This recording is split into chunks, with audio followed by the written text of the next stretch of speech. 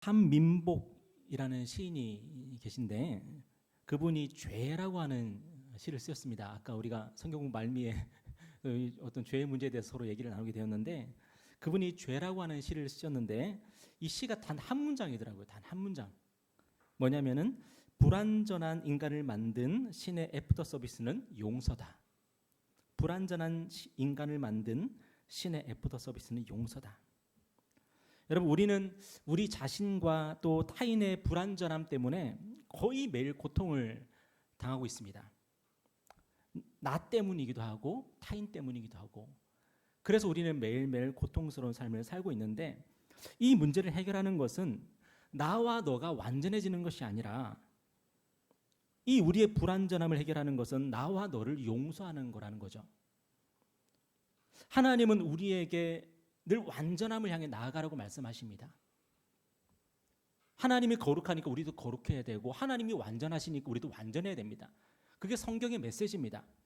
그런데 과연 누가 그 완전함에 이르겠습니까?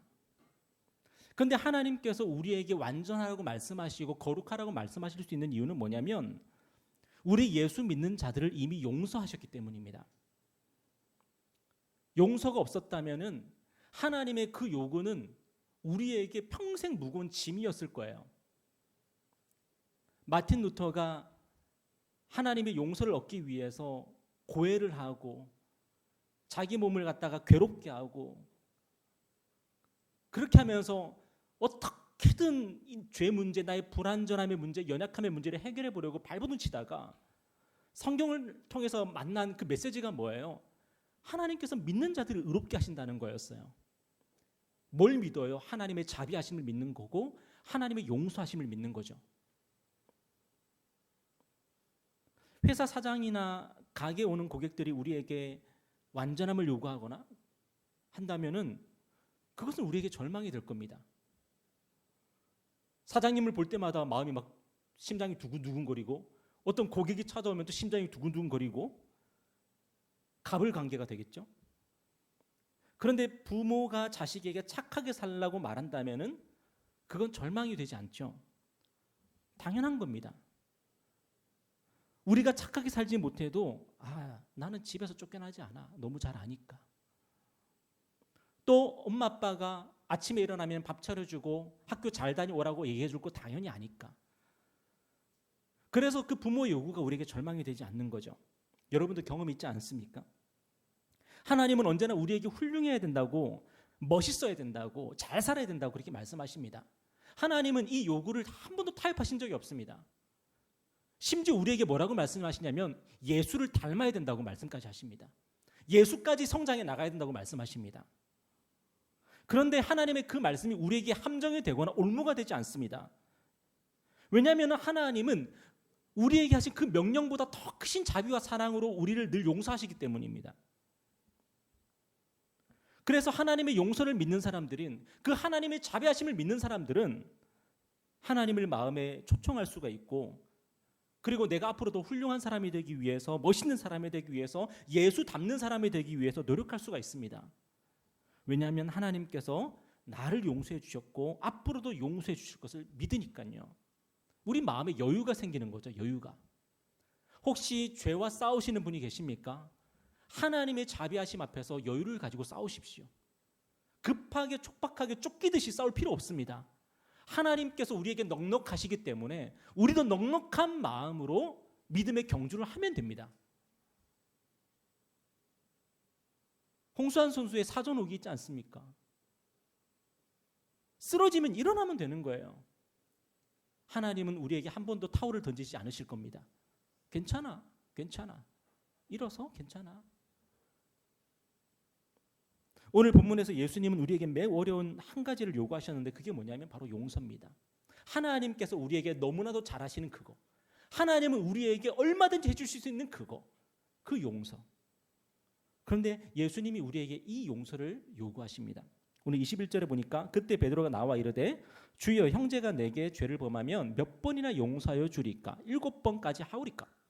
베드로가 이 질문을 한 이유가 뭘까요? 아마도 용서라는 주제가 제자들에게 늘 이슈가 됐을 거예요.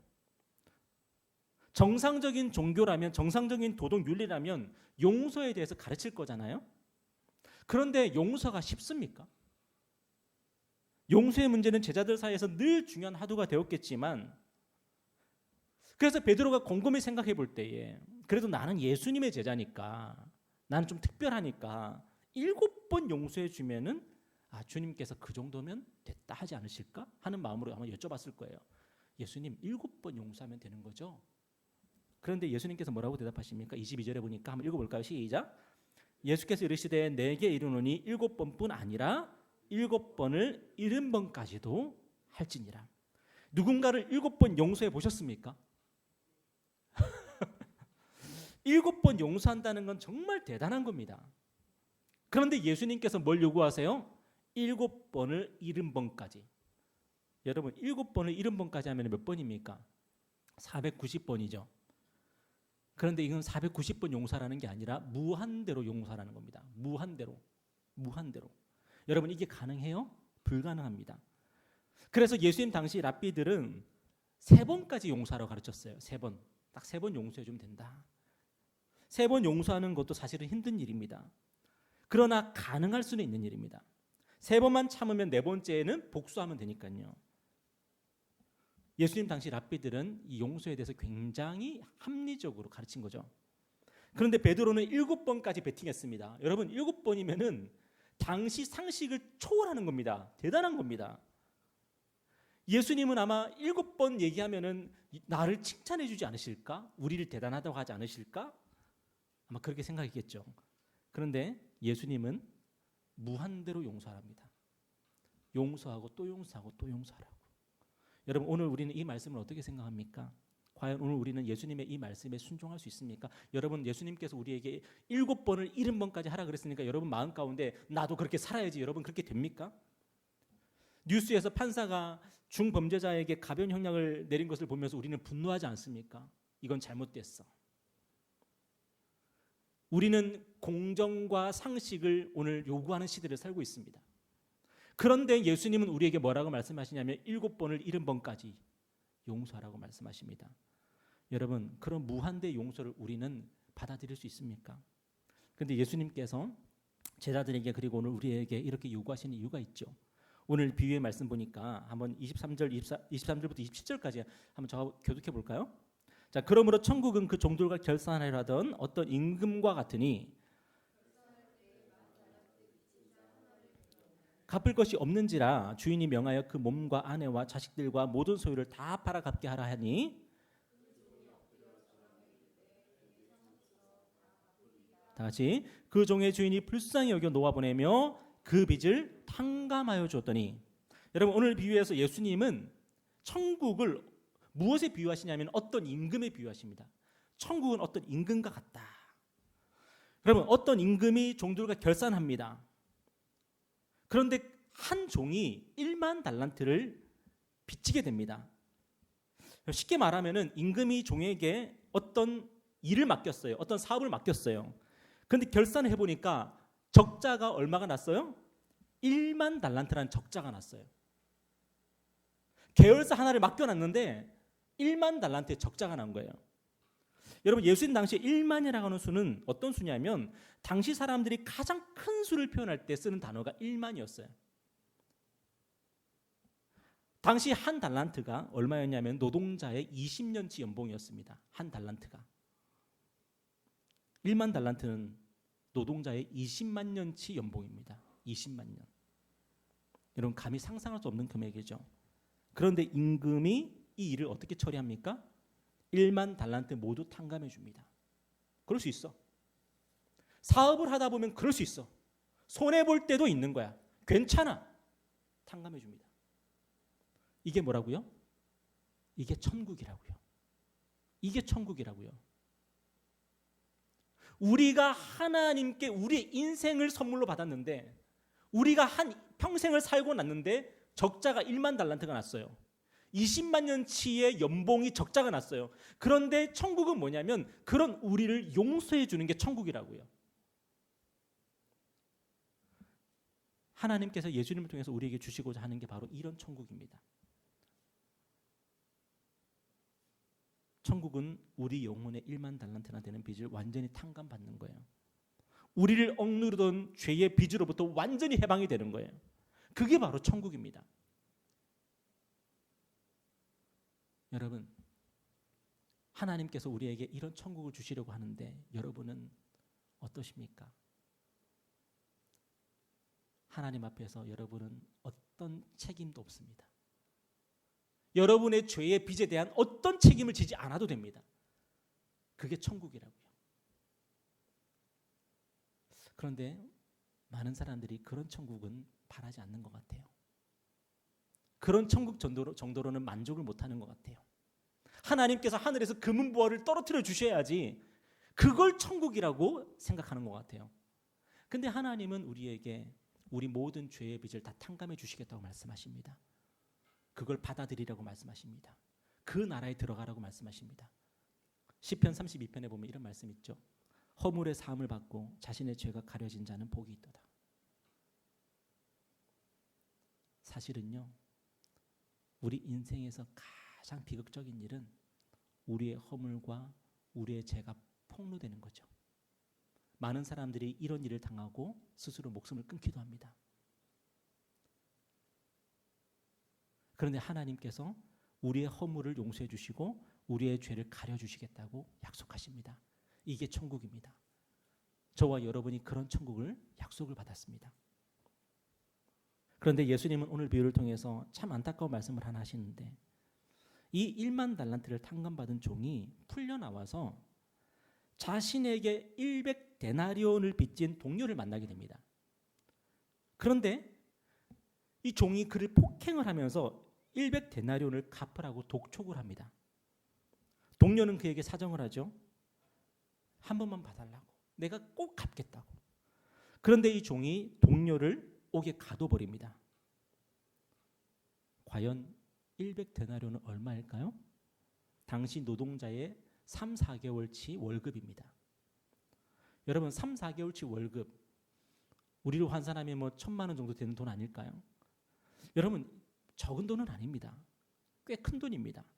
그러나 1만 달란트, 20만 년치의 임금에 비하면 비교할 수 없이 적은 금액입니다. 여러분, 오늘 이 비유를 통해서 주님이 말씀하시는 게 뭐예요? 우리가 타인을 용서하되 용서받은 만큼 용서할 수 있다.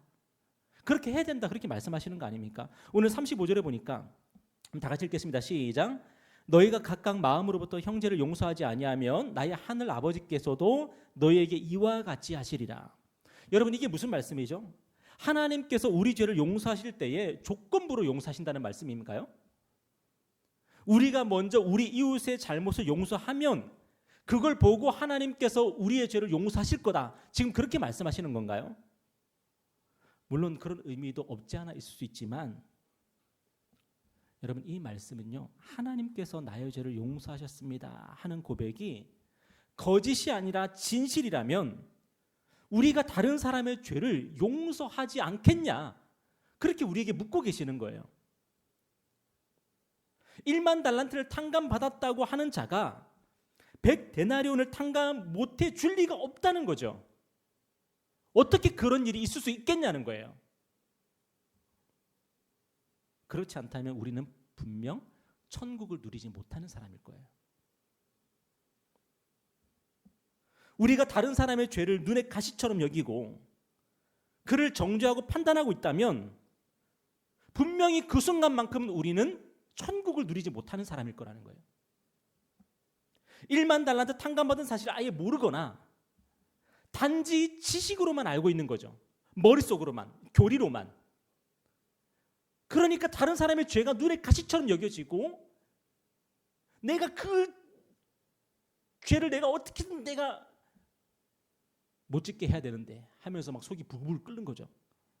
며칠 전에 유겸이가 그런 질문하더라고요. 지혜가 뭐냐고. 지혜가 뭐냐고 묻더라고요. 갑자기 공자와 제자의 대화 같은 느낌이 들었습니다. 여러분, 지혜가 뭡니까?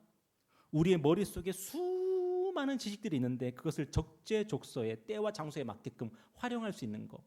이게 지혜 아닐까요? 우리가 유튜브에서 얼마나 많은 지식을 봅니까? 페이스북을 통해서 얼마나 많은 지식을 공급받습니까? 책을 통해서 얼마나 많은 지식을 공급받습니까? 그런데 문제는 적재적소의 때와 장소에 맞게 우리가 쓰지를 못하죠. 지혜가 없어서. 여러분, 1만 달란트를 탕감받았습니다. 그래서 내가 100데나리온을 탕감해 줍니다. 이게 지혜 아닐까요? 1만 달란트를 탕감받았다고 하면서 100데나리온을 탕감해 주지 않는다면 이게 뭐죠? 천국을 지식으로만 알고 있는 거죠. 여러분, 오늘 비유의 종은 결국 어떻게 됩니까? 오늘 32절부터 보니까 이에 주인이 그를 불러다가 말하되 악한 종아, 네가 빌기에 내가 네 빚을 전부 탕감해 주었거늘 내가 너를 불쌍히 여김과 같이 너도 내 동료를 불쌍히 여김이 마땅하지 아니하냐고 주인이 노하여 그 빚을 다 갚도록 그를 옥졸들에게 넘기니라. 여러분, 오늘 비유의 이 종이 주인의 분노를 촉발합니다. 그리고 다시 감옥에 갇히게 됩니다. 왜 그렇죠? 지혜롭지 못했으니까요. 자기가 2만 달란트 빚을 탕감받았을 때에 이 일을 100데나리온을 탕감해 주는 일로 적용을 시켰다면 주인이 얼마나 기뻐했을까요? 주인이 얼마나 큰 보람을 느꼈을 것이고 종은 천국을 선물로 받고 그것을 누리며 살아가는 거죠. 그런데 이 종은 그렇지 못했습니다. 천국을 누리며 살지를 못합니다. 여러분, 오늘 저와 여러분은 누구죠? 우리의 모든 죄라는 그 빚을 하나님께 다 탕감받은 사람들입니다. 하나님은 우리의 죄의 빚을 탕감해 주시려고 예수님을 십자가에 내어주시기까지 하셨고 예수님은 우리 죄 때문에 십자가 고난을 받으셨습니다. 그래서 우리를 완전하게 하셨죠. 우리의 죄와 허물에도 불구하고 우리는 완전합니다. 여러분, 이게 어떻게 말이 됩니까? 죄와 허물이 이렇게 많은 우리가 어떻게 하나님 앞에서 완전할 수가 있습니까? 탕감이죠. 이게 탕감입니다. 그리고 용서입니다. 탕감, 용서, 면책 이 일들이 우리의 삶 가운데 이루어지기 때문에 우리의 죄와 허물에도 불구하고 하나님 앞에서 우리가 완전하게 설 수가 있는 거죠. 유아가 대중교통을 이용을 하는데 유아는 마음껏 대중교통을 이용합니다. 왠지 아십니까? 유아가 편의점에 가서 간식을 사 먹습니다. 거의 맨날 일어나는 일인데 어떻게 그게 마음대로 일어날 수가 있죠? 유겸이가 레고를 사가지고 레고를 조립하면서 즐거움을 느끼고 레고를 다 조립하고 나면 막 자랑스러워하고 기뻐합니다. 왜 그런 일이 일어날 수가 있죠? 누군가가 그 값을 지불했기 때문이죠. 그들의 엄마 아빠가 값을 지불했으니까요. 하나님께서 저와 여러분의 인생을 위해서 하나님께서 값을 지불하셨습니다. 하나님의 아들 예수가 우리의 속전이 되셨습니다. 하나님이 예수의 생명값을 지불하셔서 우리가 우리 인생을 마음껏 누리며 살게 하셨습니다. 그래서 우리가 성령을 선물로 받고 하나님의 나라를 선물로 받았죠. 여러분은 이 인생을 누리고 계십니까? 이 인생을 누리고 계십니까? 누가 이 인생을 누리냐는 거예요. 누가 하나님께서 우리에게 선물로 주신 이 놀랍고 은혜로운 인생을 누리며 사냐는 거예요. 다른 사람을 용서하는 사람이, 다른 사람의 죄와 허물을 용서하고 덮어줄 수 있는 그 사람이라면 그는 하나님의 선물을 천국을 누리며 사는 사람이에요. 고린도전서 6장 7절 너희가 피차 고발함으로 너희 가운데 이미 뚜렷한 허물이 있나니 차라리 불의를 당하는 것이 낫지 아니하며 차라리 속는 것이 낫지 아니하냐. 고린도 교회가 서로의 죄와 허물을 들춰내고 비난하고 고소 고발합니다. 교인들 안에서 서로 법정 싸움을 벌이고 분쟁합니다. 여러분, 불의를 저지르는 것이 잘하는 겁니까? 잘 못하는 겁니다. 그러면 안 돼요. 불의를 저지르면 안 됩니다. 하지 마십시오. 그런데 똑같이 잘못하는 게 뭐라는 거예요? 형제가 불의를 저지르는 걸 가지고 고소 고발하는 거.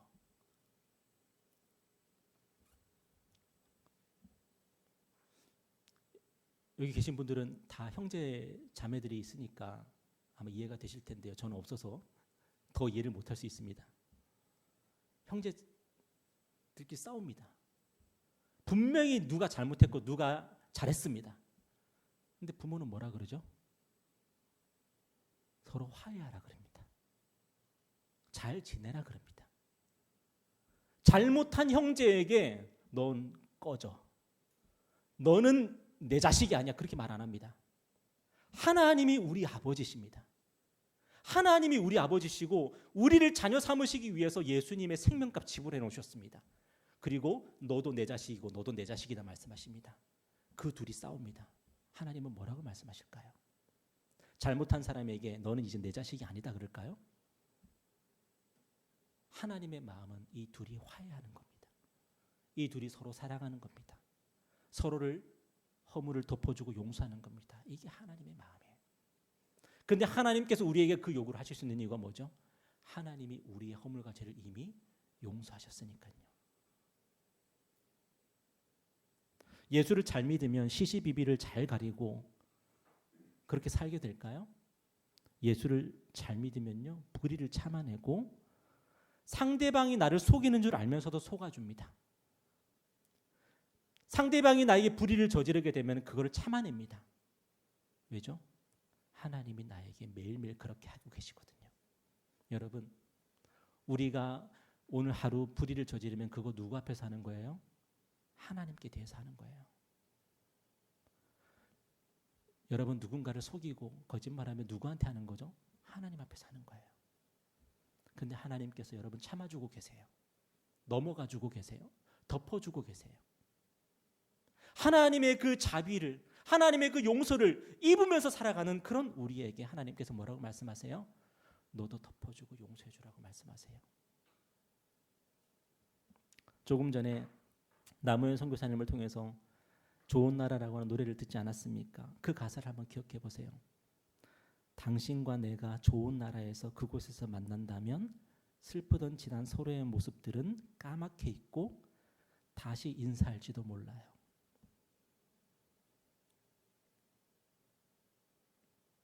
우리는 하나님의 나라에서 다시 만날 사람들입니다.